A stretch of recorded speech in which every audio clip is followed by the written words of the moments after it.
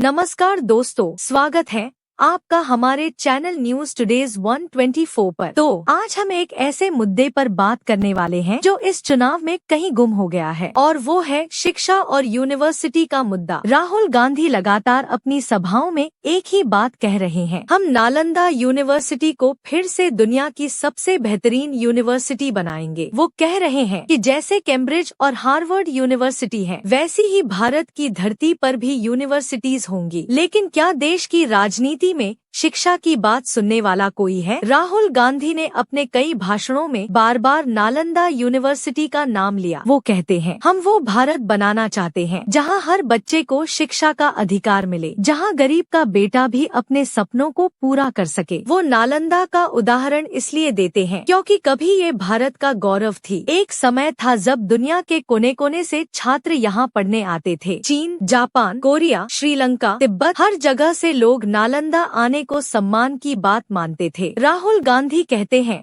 कि भारत के पास सब कुछ है, बुद्धि, इतिहास और क्षमता, बस जरूरत है दिशा की। उनकी रैलियों में जब वो शिक्षा की बात करते हैं तो भीड़ में एक अलग सन्नाटा होता है, क्योंकि लोग जानते हैं कि ये बात चुनावी नारों से बड़ी है। ये बात उनके बच्चों के भविष्य की है। नालंदा यूनिवर्सिटी का इतिहास कोई साधारण नहीं है। ये दुनिया की पहली रेजिडेंशियल यूनिवर्सिटी मानी जाती है, जहाँ 10,000 से ज्यादा छात्र और 2,000 से ज्यादा शिक्षक रहते थे। यहाँ गणित, दर्शन, चिकित्सा, विज्ञान और संस्कृत की शिक्षा दी जाती थी। लेकिन आज जब हम नालंदा की बात करते हैं तो हकीकत कुछ और है। नालंदा का नया कैंपस जरूर बना है, इमारतें शानदार हैं, लेकिन वहाँ का माहौल, रिसर्च, पढ़ाई, इनोवेशन, वो भावना गायब है जो कभी भारत की पहचान थी। कई रिपोर्ट्स में कहा गया है कि नालंदा यूनिवर्सिटी का बजट तो करोड़ों में है, लेकिन पढ़ाई का स्तर उम्मीद से बहुत नीचे है। यानी हमने दीवारें तो बना दी, लेकिन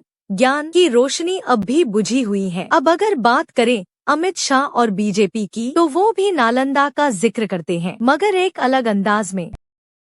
अमित शाह कहते हैं, नालंदा भारत के गौरव का प्रतीक है। मोदी सरकार ने इसे फिर से जीवंत करने का काम किया है। उनकी बात सांस्कृतिक गौरव पर ज्यादा केंद्रित होती है। वो नालंदा को एक ऐतिहासिक धरोहर के रूप में पेश करते हैं, जबकि राहुल गांधी उसे शिक्षा सुधार के प्रतीक के रूप में देखते हैं। एक तरफ है अतीत का गर्व, तो दूसरी तरफ भविष्य का सपना, और यही फर्क दोनों की सोच में साफ दिखता है। अब सवाल ये उठता है, क्या मीडिया ने कभी इस मुद्दे पर खुलकर बहस की? क्या कभी आपने टीवी पर देखा कि कोई एंकर पूछे, देश की यूनिवर्सिटीज में प्रोफेसर क्यों नहीं है, या क्यों हर साल लाखों बच्चे भारत छोड़कर बाहर पढ़ने जाते हैं? दुर्भाग्य से नहीं, क्योंकि मीडिया के लिए असली मुद्दे वो नहीं है जो देश की नींव को मजबूत करे, बल्कि वो है जो टीआरपी दे। राहुल गांधी जब शिक्षा की बात करते हैं तो कई चैनल उसे नजरअंदाज कर देते हैं, लेकिन यही वो मुद्दा है जो आने वाले 10 से 20 सालों में देश की दिशा तय करेगा। चुनाव में हर बार कुछ नए नारे आते हैं, नई वादे किए जाते हैं, पर क्या कभी किसी नेता ने कहा कि हम देश में 100 नई यूनिवर्सिटी खोलेंगे? राहुल गांधी का यूनिवर्सिटी वाला मुद्दा शायद वोट न दिलाए, लेकिन अगर इससे शिक्षा पर चर्चा शुरू होती है तो ये देश के लिए बड़ा बदलाव हो सकता है। युवाओं को ये समझना होगा कि अगर शिक्षा मजबूत होगी तो रोजगार अपने आप आएगा, और जब सोचने वाले लोग बढ़ेंगे तो नफरत अपने आप घटेगी।